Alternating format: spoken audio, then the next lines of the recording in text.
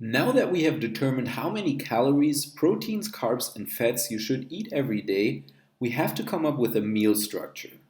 Meal structure refers to how your diet is set up, taking into consideration the four following variables: number of meals, protein intake around activity, carb intake around activity, and fat intake around activity. With meal number, anything between 3 and 8 meals per day is both effective and realistic. Like I said in the lesson on meal frequency, you can get away with only 2 meals, but it makes things more complicated than they need to be. For this lesson, I'm going to assume that our 180-pound man eats 5 meals per day. If you eat fewer meals, then don't worry and simply combine 2 meals. So step 1 in our meal structure is done, and we now have to add the right macro intakes for each meal.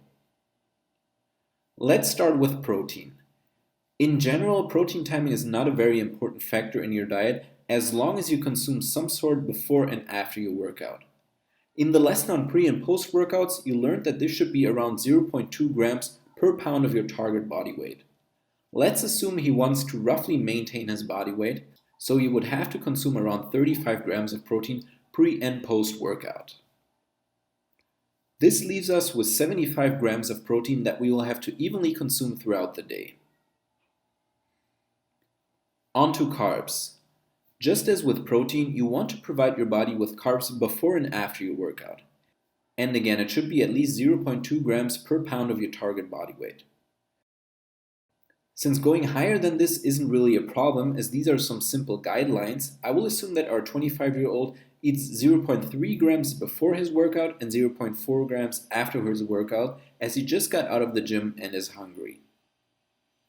This still leaves us with 145 grams of carbs for the rest of the day. How you divide them up is really up to you. You might want to eat a large breakfast or maybe a snack before bed. For the sake of simplicity, I will divide the remaining carbs up evenly among the meals, but feel free to change this up according to your lifestyle.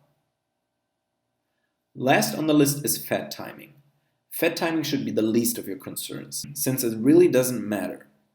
Like I said before, the only time it can have a negative impact is right before your workout, as it slows down the digestion of both carbs and proteins. So if you eat your pre-workout meal very close to your workout, keep this in mind.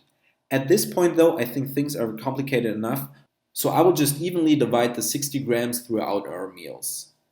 This leaves us with the following meal structure.